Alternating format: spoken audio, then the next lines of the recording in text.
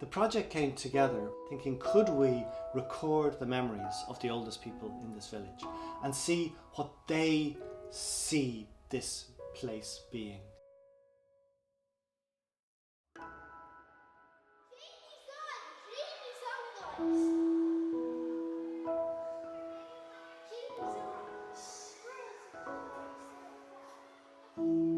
And we had no idea it was going to reap such rich results. The fact that all of us were going to get bamboozled by the insights, by the perspectives that these people gave us, by John and Eileen MacDonald, Norrie Flynn and Jackie Reynolds. They were so generous with their time. They gave us so many honest, raw memories of a past that we could never have imagined without them giving us the time to share those thoughts with us.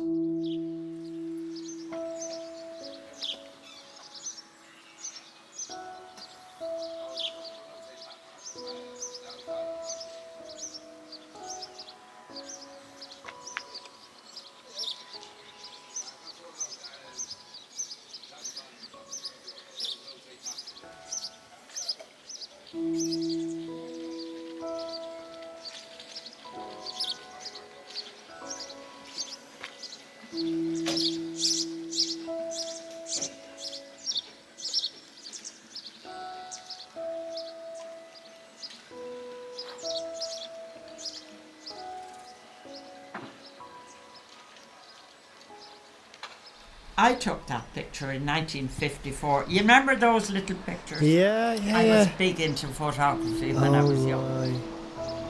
And do I have the angles right at all? You see, that's Jean O'Donnell's house. That was a shop. Yeah. Mm-hmm. That's the Granard bus going to Dublin. And there's a horse, a pony, a trap there. Oh, man. And that's outside Carmel's now? Yeah. Right. And that was Daly's shop. And I think that car belonged to one of the Dailies who was a priest. We had two drapery shops, one in O'Donnell's and one in Jimmy Daly's, where Jimmy would bring in an outfiller when he'd be buying long johns and he'd close the door. That shop was Sutton's, Sam Sutton's, and the Daly family obviously bought it, and after that it became Cunningham's, and now it's Daybreak. You could get groceries, you could get the paper, small hardware things, and there was a tiny drapery into the left. They would have boots for men and wellies and maybe pyjamas, and pyjamas that looked like convicts, you know, those striped things. There was bits of everything. There was a lot of facilities because people didn't travel to Mullingar or anywhere else.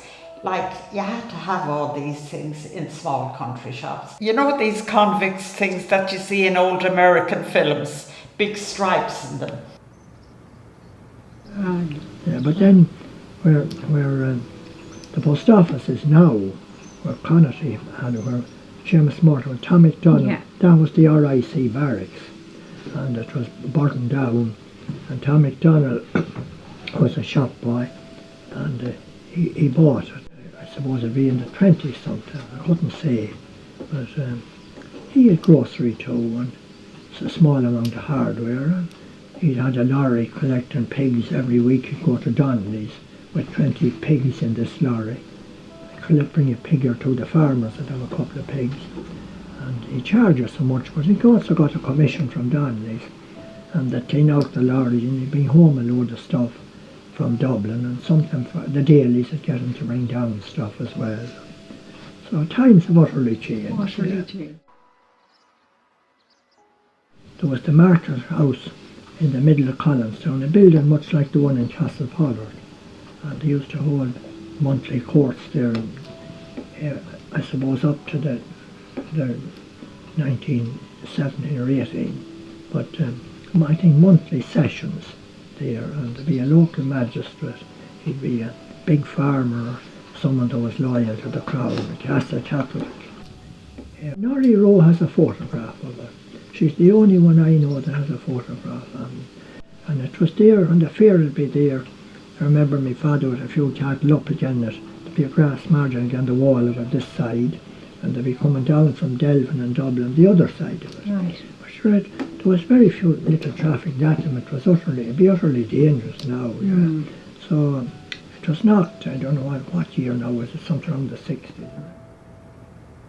There was always a fair in Collins till the late 50s, early 60s. There was the May Fair, the 8th of May. Now that fair, in my time, from I can remember in the 40s into the 50s, there wouldn't be many cattle in the May Fair. There would be mostly weanlings, calves 10 and 11 months old. And it wouldn't be a big crowd, but the October Fair used to be quite a good fair. Well, and before my days it was held on the green. That was just up the Delvin Road into the left. A 2-acre field there. That was the green going up the hill.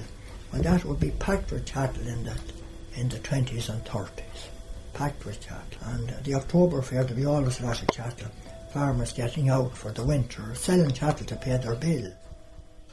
And the market house was there in the middle of the town, and they'd have them up again that. But there were very, very little motor traffic on the roads. But I remember my father selling cattle. I happened to help him up before I went to serve mass in the mornings.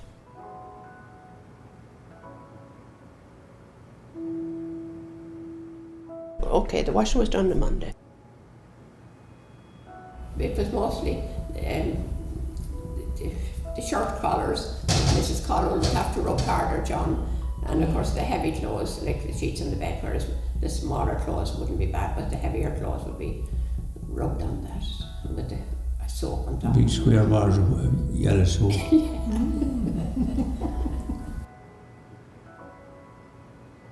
And the iron, yes.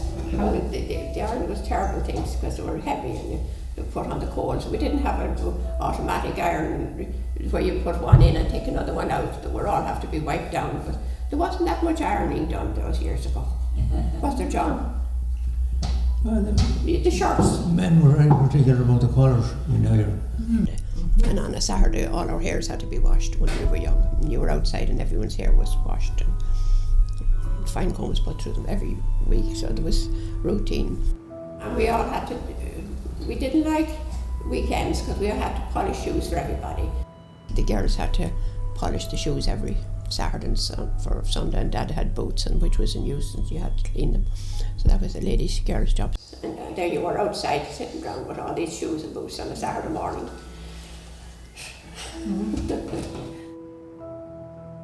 I'd always help Mum go out and bring in the bucket of potatoes and wash them outside in the cold trough with the end of the brush, and leave them outside ready for Mum for the dinner for everyone for school, and then do some separating inside as well for the milk we brought in, and the milk.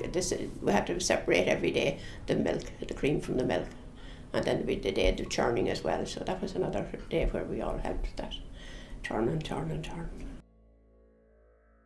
Women done a lot of the work years ago on the farms.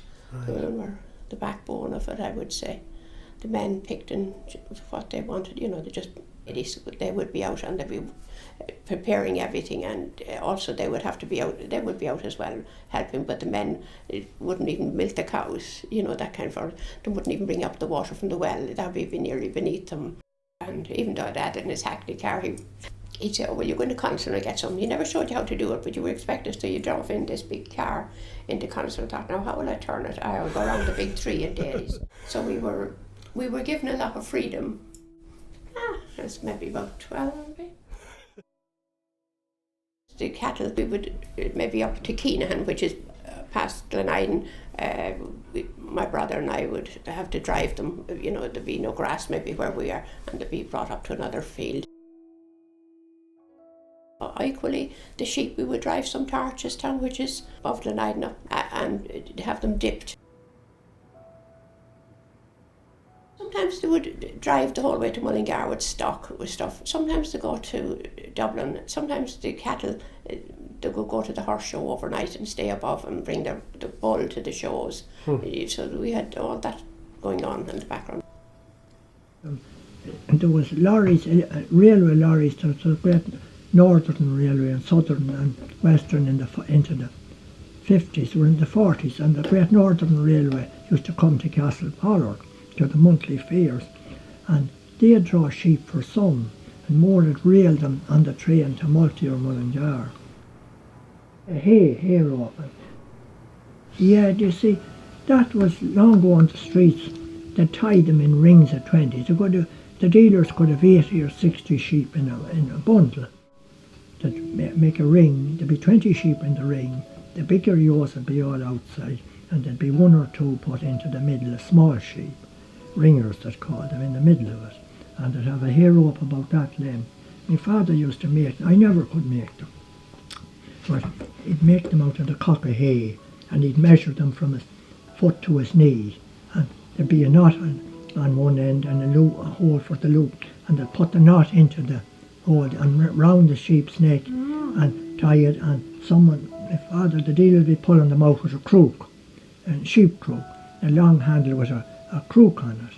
I have it out there still. They'd have fellas tying them. There was some of the itinerants. There was the wool teagan from Granard and a few more of them. And they'd get maybe 10 shillings for tying the sheep. And if it was spilling rain, which it often was, sure, they'd be wet to the skin. But they'd be tied on the streets in the ring there. And the farmers would come in and they'd be looking, barking and dealing. There'd be good days and bad days, the same as the sales in recent years. And then when the marts opened, then the traffic come. There was no place for them. But after the fairs, the streets in Castlepollard would they'd be over early, the fair in the morning, because you were going out at 3 or 4 o'clock. And the good cattle would be all bought maybe by 9 o'clock or 10, but there'd be dealers hanging round with them against the walls till maybe evening, and some of the farmers tangling with them, trying to knock them down or wait till near night to buy cheaply. But the road would be full of urine, animals' urine and excretion. About 11 or 12, Paddy Charney, that's where Murphy's is now, and all the shopkeepers that have a railing to keep them from save the windows, and they come out and the water and they start sweeping the streets. Like it's unbelievable the way it has changed. Some good days sell all, and more days you would sell very few, and you'd have to walk back with them again. That was life, that was the way. He had no other way of making a few bob to live only that way. There was big families, and there wouldn't be that many of some families, maybe one or two that would reach a good age. And I know that a lady had polio, and she came to our house on her way back from school every evening, and she was the only one that survived in that family because there'd be no food. And the church didn't help out then. The church never, tell people off for not going to mass, but they would have no clothes or no shoes to wear, so there was a lot of poverty. Other than giving and helping your neighbour, you didn't. There was lots of things that was wrong. We were lucky. There were children whom I went to school with, and thank God a lot of them are still alive, some of them are dead, but they came in their bare feet, particularly in the summer. But now there was children who came in their bare feet because maybe they couldn't afford shoes. But then there was other children who came for the sport of it. As we would cross our field, we'd go over a stile to the next house, which was where Maeve and Larry lived. And from there, the stile was behind their house. To the next field was Fitzsimon's. Then we crossed a plank onto Nolan's field, which was another farm. And from there, we wandered all down into another place and then crossed at the school and washed the wellies before we went in. You'd be barefoot in the summer. Well, it was something you done. You all went barefoot. It was great. But it was a joy to be in the bare feet as well. As you were in the school longer, you realised people were being better, getting more clothes and things like that, and very looked after. Things levelled out a bit after a while, I think, and as our generation got a little bit, one would go away and they would help out and send money home. So there was that kind of a thing that helped out people a lot, I think, as time went on. There was no money here until after the war. After the Second World War. The late 40s now, and the early 50s was hungry enough by the time we left. So only after that it started to pick up.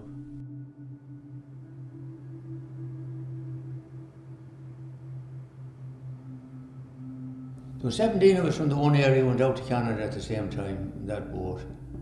I was the one from Collinstown, Paddy Gill from Rickerstown, Jim Carty from Drumcree, Paddy Murray from Killadore, he's not on that picture, but brother of that man's.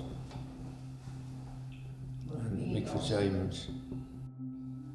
Oh, that's Sean Murray. And this one. Jimmy Lenihan. Jimmy's from Delvin. Paddy Gill. They were all taken in Port Radium. But it might as well be at home though, so many of us. Somebody will be getting the newspaper every week anyway, keep us in touch.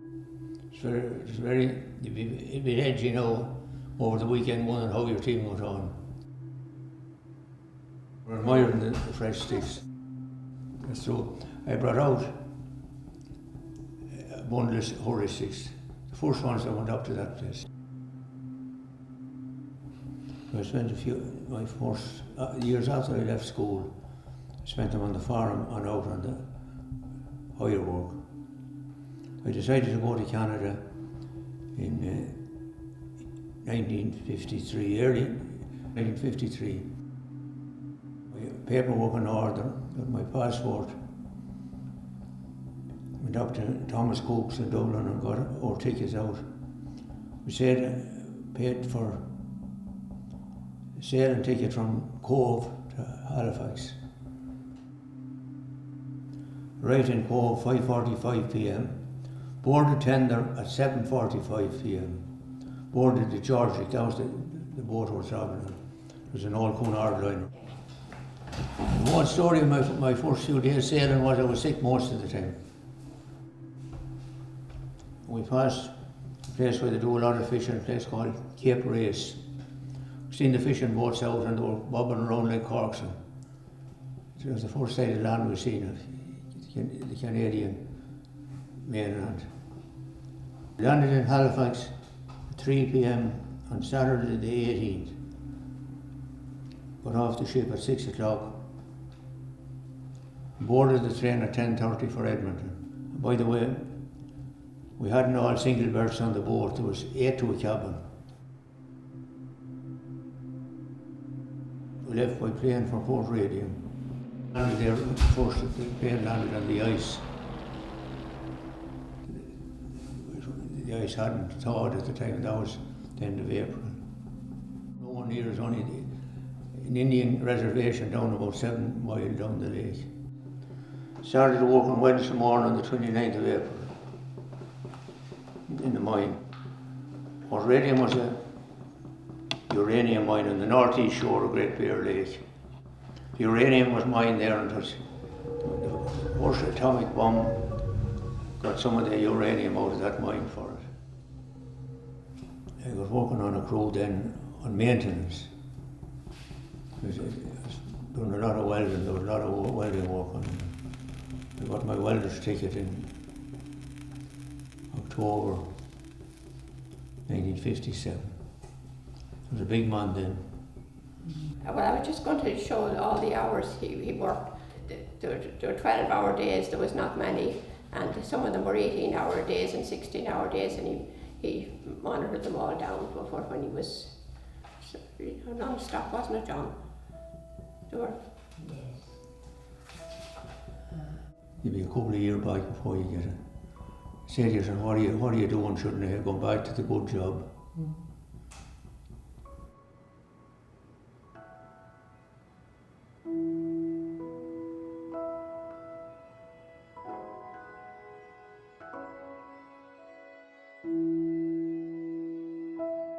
Again, when my other brother went to Canada, Louis, he sent Mum home when she got the electricity. So Mum had got a kettle and she got a washing machine. And there was 3 things she got, I think she got an iron as well. And that was the start of electricity. Was great for a big house because otherwise everything was done on the hearth. But we still remember all the lovely apple cakes that were baked on the hearth at the big oven. great. We had our own food, and I don't know if we ever had beef growing up. We had killed our own pigs. There was the sow and the pig, so we all had. Can you remember ever having beef, John? Don't think so. We never needed for anything anyway. We were never hungry. We had made our own black puddings, and so we made our own.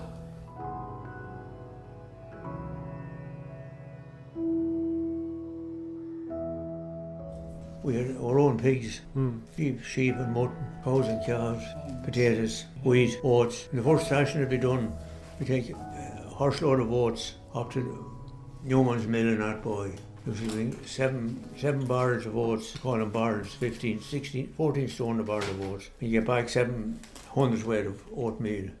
Lovely fresh oatmeal, a few days later.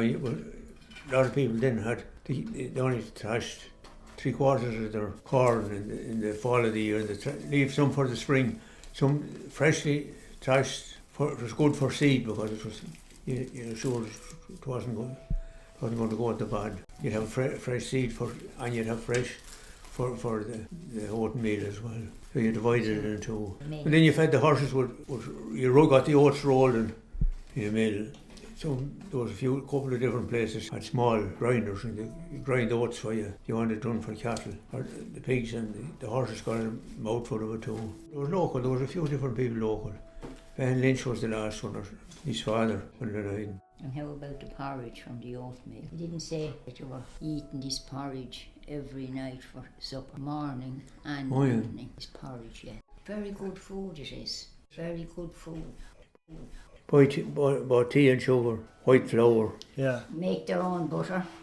Your mum making the butter. The hens and had their own eggs. We had the duck eggs. Like now. We kept ducks as well. We had our own corn, you see, for our own bread making, and they had a mill down at Ballantorum for us and another relation, so we'd get a bag of flour in exchange for it, and everything would be crushed, so we'd have more or less self-sufficient. All our corn, wheat, oats and barley, Dad would take land, different areas, and it would be tilled and sowed and harvested, and then that would be sold, some of it, but the rest would be kept for household use or for the animals. Because you'd have to pay for the land after, because Dad would have, what would you call it, taking the land, would be leasing the land. There'd be a lot of farmers that never really tilled their own land, and sometimes it might be down below Castle Pollard, it might be down in Coolham, it could be anywhere, but he would take land. He was quite good at making ends, making money. The farmers were never hungry because no matter how little land they had, there were oats and plenty of potatoes and turnip and cabbage, and they kill a pig in October for the spring, and they kill another one in April that they do till October, and they get porridge made. That's the same as Flahanan's porridge oats that you see there. And I remember being sent down to a mill below Castle Pollard at can't think of the name, about 2 miles below Castle Pollard, with bags of oats in the month of April in an ass and cart to get meal made for the summer. You'd leave it in there and they dry it, and they'd do it then, the hull would come off and they grind it up, and you go back in 10 days and you had your rotten meal for the summer. They weren't hungry. The pigs and sow would have our young ones. There was lots of things going on. Some of the beef sold all right, but we always killed pigs. We all killed our own pigs and cured them and had them all the time. We never needed for bacon. We don't know when we ever eat beef. We always had our own bacon. And we always knew when the pig was killed, because the collie would meet us at the school because he couldn't stand and they would put the knife, they would bleed him, screech of the pigs. So the collie would meet us at school. We'd know, oh God, they're killing the pig today. I didn't like the sound of it, screeching of the. And we would give the grease skins, which is like pork pieces, to our neighbours, the elderly people around. You'd be sent out to give that to Mrs. So-and-so and carry that. We would give bits to other people, our neighbours. The grease skins, well, it would be like bits of pork, when they were cut up to little bits, and then you give them to neighbours.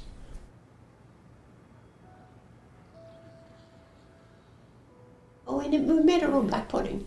You had to keep it stirred, the blood stirred. A bucket and the oatmeal then started in. We were down on the old yard where the old house was in the yard down there. Then cooked them, tied them, cooked them. Oh, they'd be done inside, they'd be cooked inside. Once they were prepared, you had to wash out the cesstines many times. And that was a storehouse, we called it, where that was scrubbed and cleaned, and everything then was packed into that, the sides of it. And, it was left hanging for so long, and then you put in there and salted them. We usually use for our own use, and maybe give some to some neighbours that wouldn't be as well off. There were good times and bad times, but we weren't awfully wealthy in those years. But most people had gardens with vegetables in them. My mother would maybe loan someone clothes to go to a funeral or something, that kind of way.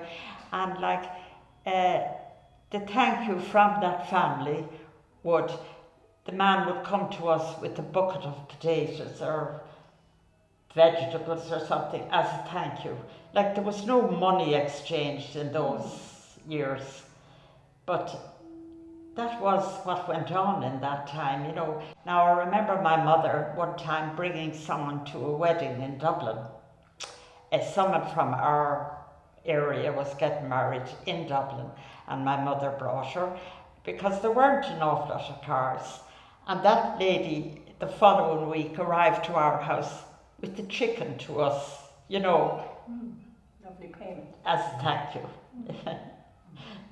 Normally they bring you flowers and things nowadays, but it was very acceptable, the potatoes and the vegetables and the chicken.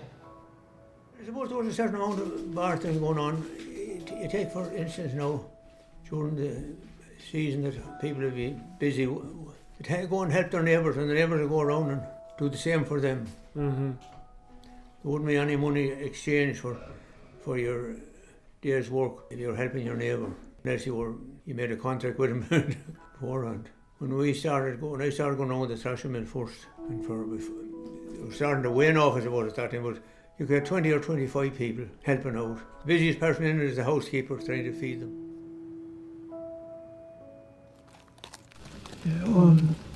Long way you could leave the door open. There'd be itinerants on the road, tinkers or travellers as they call them, and they camped down the road going to the factory, the by road, in tents, and any of them there were kind of few bombs that had a closed-in caravan with a pipe, a chimney out of it. Right. But a lot of them would be a tent on the road, and they'd come, most farmers would come looking for straw. My father would tell to go out to the haggard and sure there'd be young lads and sure they'd fill a big bundle of straw, but then the women would come looking for potatoes and meatballs and a bit of bacon, which you wouldn't get very handy. Right. But they'd never touch anything, and then there'd be the tinsmiths that'd be selling cans, 3-quart cans, and a milking can hold about a gallon and a half, and buckets, and then the galvanised buckets would start leaking after a while, and they put a bottom in them. The tinsmiths, they do a perfect job, great skills, but they never touch anything. Great and then that set snares for rabbits in Barberville, and that estate out there, that trap rabbits, and they live on that. But they used to be up the road here, from that derelict house down to the pound. There'd be a couple of tents there, and they'd come every 3 weeks, and there was one or two used to camp down the road there. Anyhow, they'd be a bit wide, but Mrs. Smythe owned a Barberville estate, and when she'd come down, she'd be into the guard straight away to move them. They were only supposed to stay, I think, one night. They'd be there a fortnight or 3 weeks, and Sergeant Jarvey was the sergeant in my days, early young days, and he'd come out and he'd move them. But there's another girl coming in week. Out round the cut, they used to camp out there near the lake. Oh yeah, during the 40s and into the 50s. And particularly that buyer was going down to a Radco factory. Right. Just round the turn, the hedges weren't cut, and that great sheltering. And everyone would give them potatoes and milk. And this was they were never buying it. This was just. There's no money to buy it. There was not only what they begged, or the cans they made and sold. Mm-hmm. There were tinsmiths who would make the tin cans, 3-quart cans they used to call them, and a lid on them. The same as the old sweet can. You wouldn't even remember it in the shops. There'd be sweets used to come in cans, about that length, not like nowadays. But they'd be beautiful. The work would be to the last, and people would buy them for. They had a bigger can than 2 gallons, beautiful shiny tin, and people would use that for maybe milking a cow or bringing spring water and keeping it.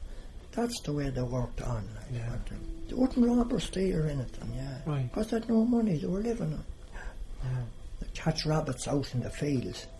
You'd see them there.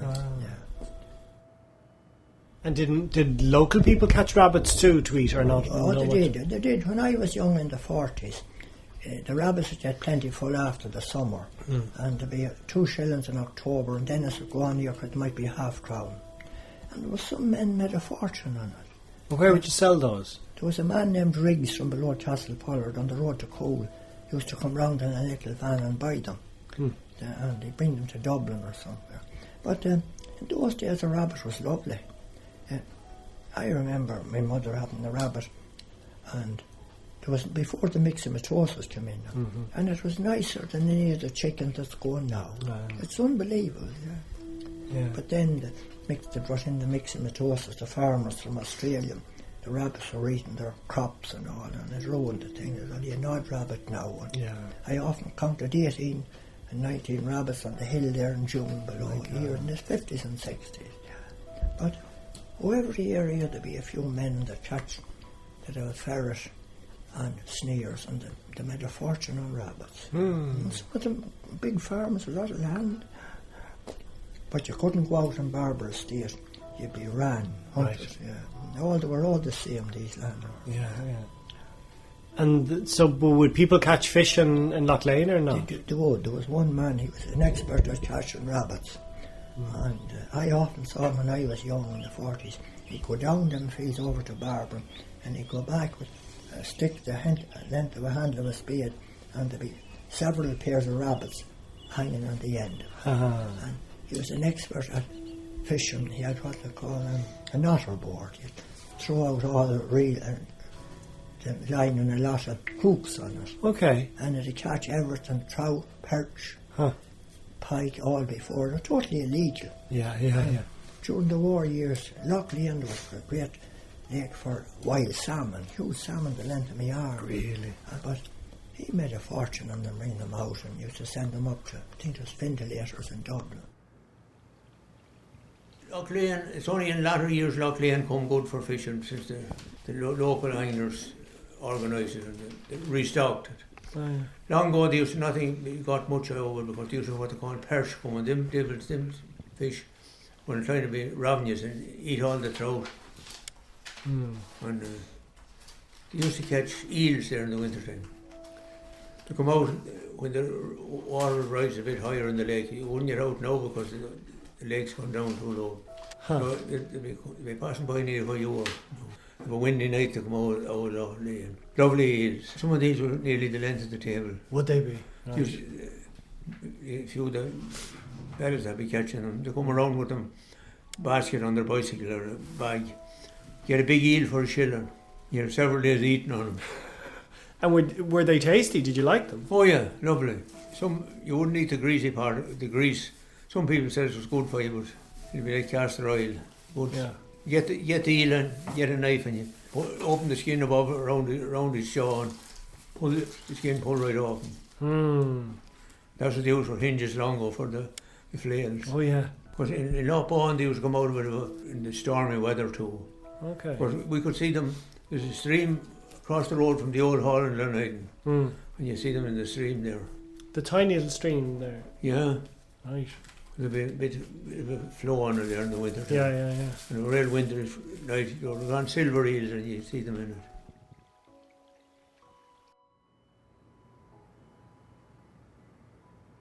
But they weren't. When you were young, there was no electricity. No.